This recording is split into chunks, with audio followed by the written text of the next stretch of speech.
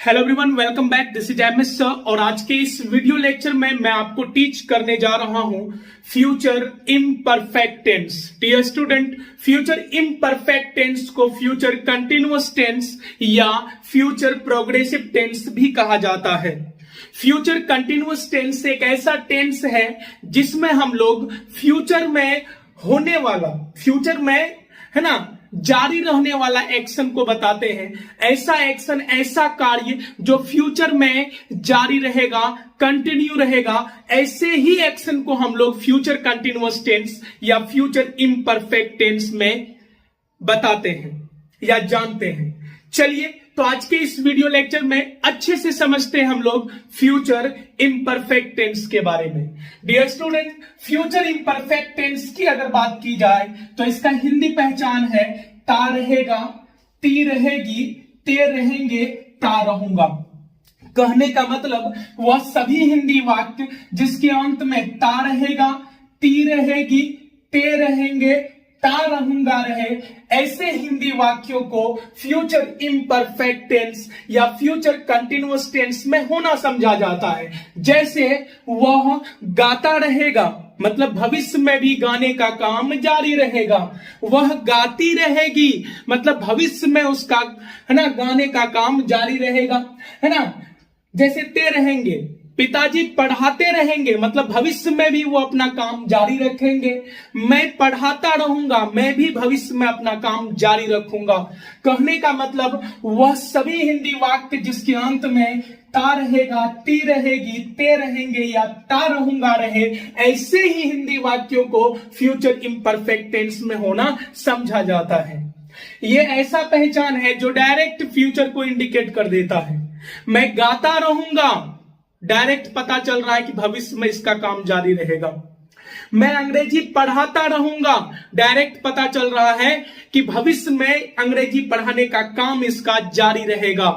मैं मछली बेचता रहूंगा, ये साफ साफ इंडिकेट कर रहा है कि भविष्य में मेरा मछली बेचने का काम जारी रहेगा। तो भविष्य में कोई एक्शन अगर जारी रहता है, कंटिन्यू रहेगा, ऐसे ही एक्शन को फ्यूचर इम्परफेक्ट टेंस में हम लोग बताते हैं और इसका हिंदी पहचान आप देख पा रहे हैं। चलिए अब आगे देखते हैं।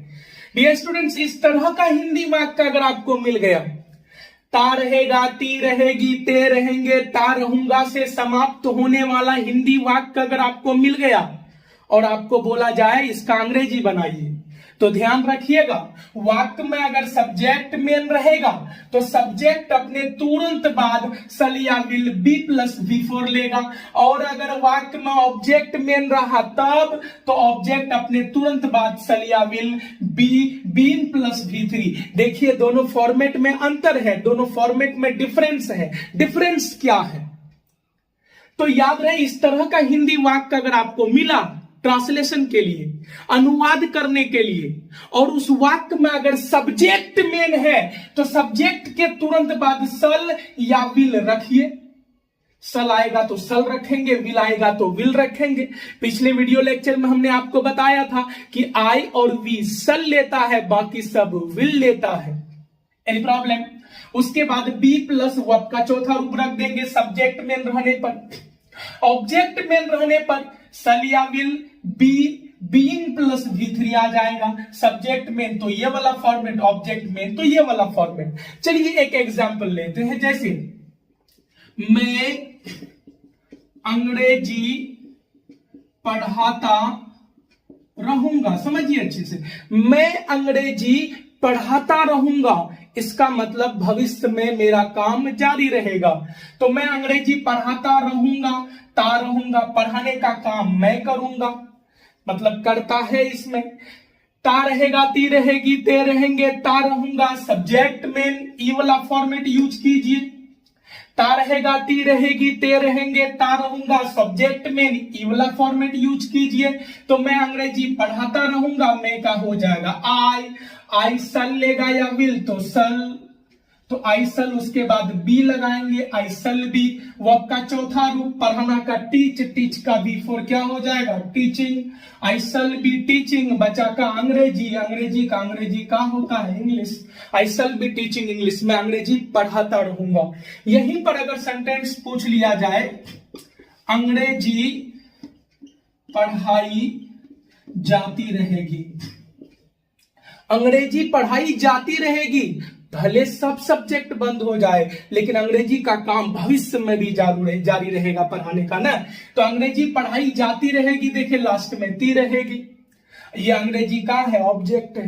अंग्रेजी पढ़ाई जाती रहेगी, इसमें पढ़ाने वाला न है, समझ रहे हैं, इसमें ऑब्जेक्ट मेन है। तो अंग्रेजी पढ़ाई, देखिए ये पैसिव वॉइस में है, इसमें हो सकता है मेरे द्वारा अंग्रेजी पढ़ाई जाती रहेगी, तो मेरे के साथ दोबारा लग गया ना, उसको रेस्ट में कर दिया, उसको कमजोर कर दिया, इसलिए लास्ट में बाई मी में चला जाता है। तो बाई है ना, तो हमने इसमें ऑब्जेक्ट को, सब्जेक्ट को हटा करके ही रखा है, याद रहे। एक्टिव वॉइस उसको कहा जाता है जिसमें सब्जेक्ट का प्रधानता हो, पैसिव वॉइस उसको कहा जाता है जिसमें ऑब्जेक्ट का प्रधानता हो।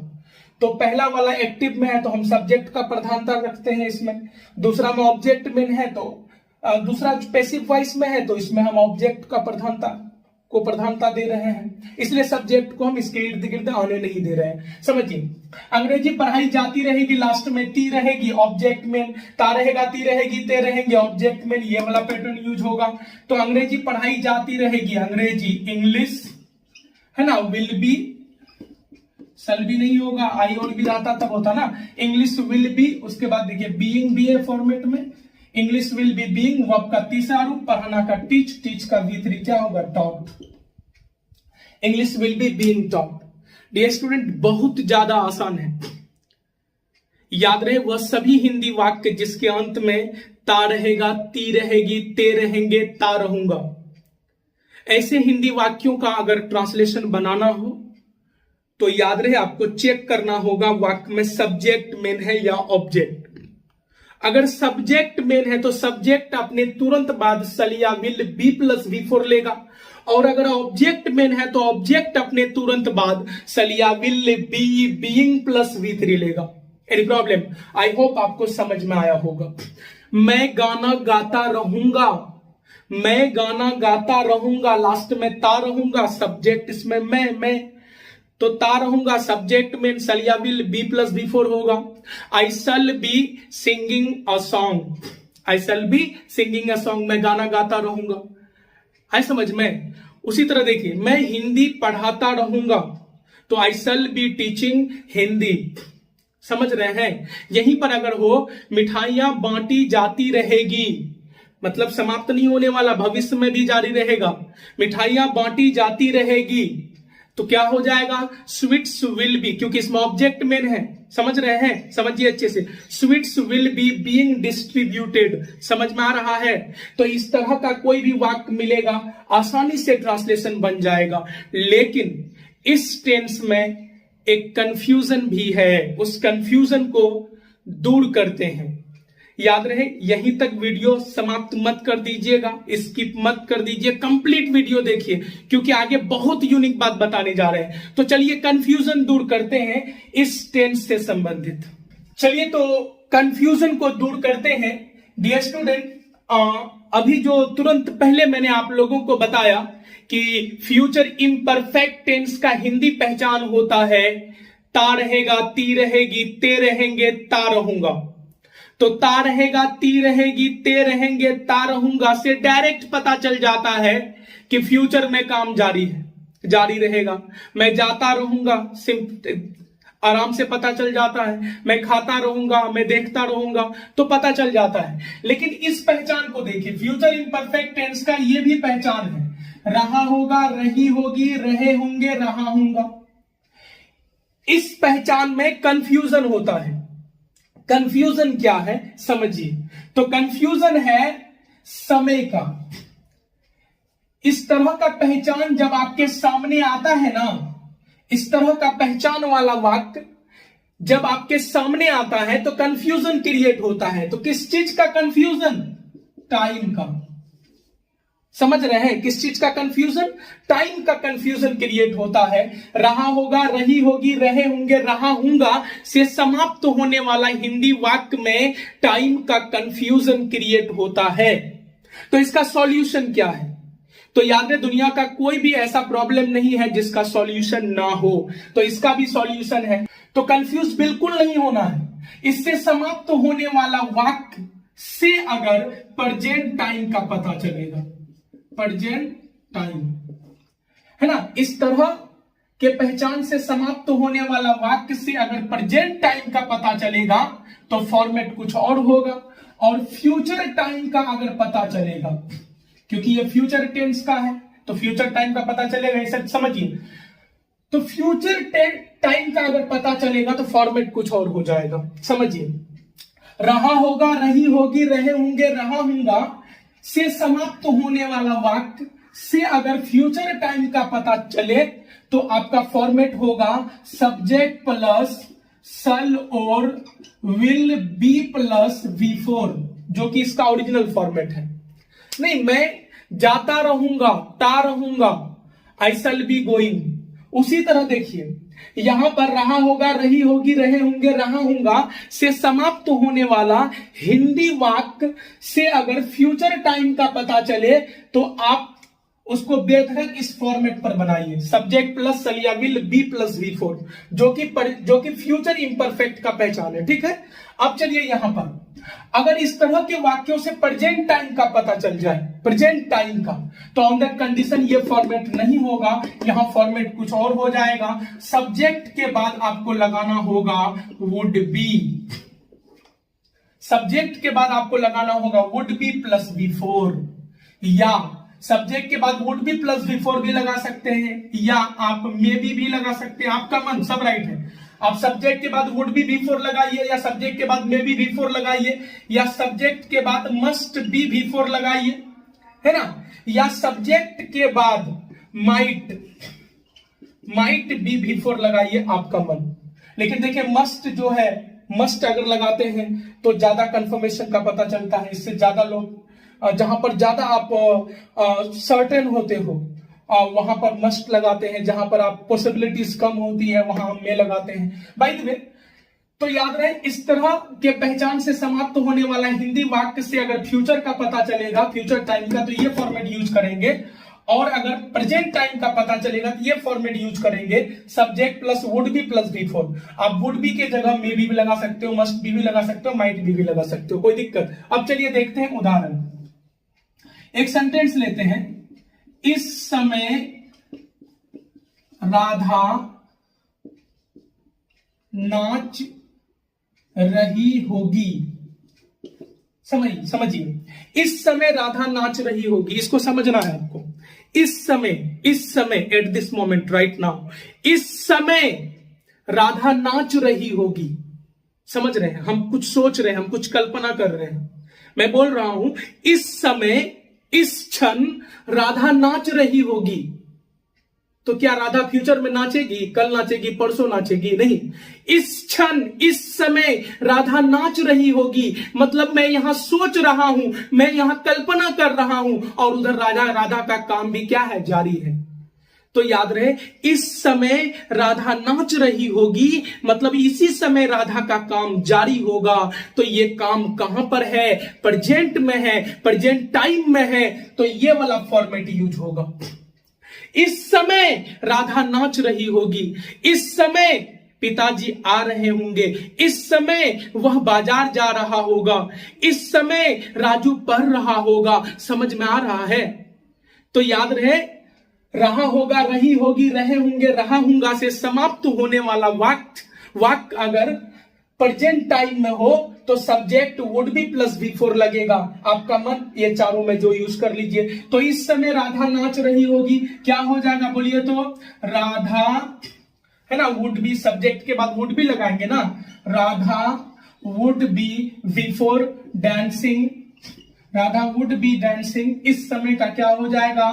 एट दिस मोमेंट, या in this time, at this moment. Radha would be dancing at this moment, या Radha would be dancing right now. Any problem? इस तरह से बना सकते हैं। अब यहीं पर देखिए एक और एग्जाम्पल लेते हैं हम लोग। एग्जाम्पल लेंगे जैसे, है ना, कल सुबह मैं पढ़ा रहा हूंगा। कल सुबह, आज नहीं, कल सुबह मैं पढ़ा रहा हूंगा। कल सुबह, आज नहीं, कल सुबह मैं पढ़ा रहा हूंगा। मतलब कल सुबह अगर आप आइएगा ना मेरे यहां, तो मेरा पढ़ाने का काम जारी होगा। तो एक चीज बताइए, काम जारी अभी है या कल होगा, भविष्य में होगा, फ्यूचर में होगा? तो ये फ्यूचर में है। कल सुबह मैं पढ़ा रहा हूंगा, तो अभी पढ़ा रहे हैं। कल सुबह मैं पढ़ा रहा हूंगा, इसका मतलब कल सुबह मेरा पढ़ाने का काम जारी रहेगा। अगर आप आओगे तो मुझे पढ़ाते हुए पाओगे। तो ये फ्यूचर में चला गया। तो फॉर्मेट सब्जेक्ट प्लस चलिया विल बी प्लस V4। कल सुबह मैं पढ़ा रहा हूंगा, सब्जेक्ट पहले रखते हैं, हो जाएगा आई शैल बी टीचिंग। मैं पढ़ा रहा हूं ना, आई शैल बी टीचिंग, मैं पढ़ा रहा हूंगा कल सुबह, टुमारो मॉर्निंग। Any problem? देखिए पहला वाला जो आपको हम आईडी बताए ना, बहुत आसान था। ता रहेगा, ती रहेगी, ते रहेंगे, ता रहूंगा। साफ साफ पता चल जाता है, साफ साफ पता चल जाता है ना, कि फ्यूचर में काम जारी रहेगा। सलिया विल बी प्लस V4 लगा देते हैं। ये जो दूसरा वाला आईडी है ना, रहा होगा, रही होगी, रहे होंगे, रहा होगा, है ना, इसमें कंफ्यूजन है। इसी में याद रहे कि अगर प्रेजेंट टाइम का पता चलेगा, प्रेजेंट टाइम का अगर पता चलेगा, तो subject plus would be plus V4 या subject plus may be plus V4, subject plus आप मे बी लगा सकते हो, वुड भी लगा सकते हो, मस्ट भी लगा सकते हो, माइट भी लगा सकते हो, प्लस V4 लगा देंगे, ठीक है। लेकिन अगर इस तरह के पहचान में रहा होगा, रही होगी, रहे होंगे, रहा होगा, इस तरह के वाक्यों में से अगर फ्यूचर टाइम का पता चलेगा, तो फिर सलिया विल बी प्लस V4 ही यूज होगा। Any problem? अब देखिए कुछ एग्जाम्पल देखते हैं। वह दौड़ रहा होगा, समझिए, वह दौड़ रहा होगा, कोई पता चल रहा है, वह दौड़ रहा होगा, वह दौड़ रहा होगा, साफ साफ पता चल रहा है कि वह दौड़ रहा होगा, मतलब अभी दौड़ रहा है वो कहीं ना कहीं। वह नाच रही होगी, सुनो, वह नाच रही होगी, साफ साफ पता चल रहा है वो कहीं कहीं नाच रही है, कहीं कहीं काम जारी है। तो ये वाला फॉर्मेट यूज करेंगे, समझ रहे हैं। समय अगर नहीं दिया रहे तो आपको खुद ब खुद पता चल जाएगा कि कहां। देखिए जैसे राजू खेल रहा होगा, सुनो, राजू खेल रहा होगा, इसका मतलब अभी कहीं कहीं वो खेल रहा है ना। अजय पढ़ा रहा होगा, इसका मतलब अजय कहीं पढ़ाने का काम उसका जारी है। तो ये सब प्रेजेंट का ही इससे पता चलता है। तो वुड बी प्लस V4 लगाइए। अजय वुड बी टीचिंग लगा सकते हैं, है ना, या he must be teaching, Sita must be singing, Radha must be dancing. Any problem? लेकिन अगर समय लगा हो, इस समय, कल, 2 दिन बाद, परसों, इस तरह का अगर लगा रहे, तो इससे साफ साफ पता चल जाता कहां चला जाएगा। नहीं लगा रहे तो भी पता चल जाता है अभी काम हो रहा है। आई होप अच्छे से समझ में आया होगा। चलिए मिलते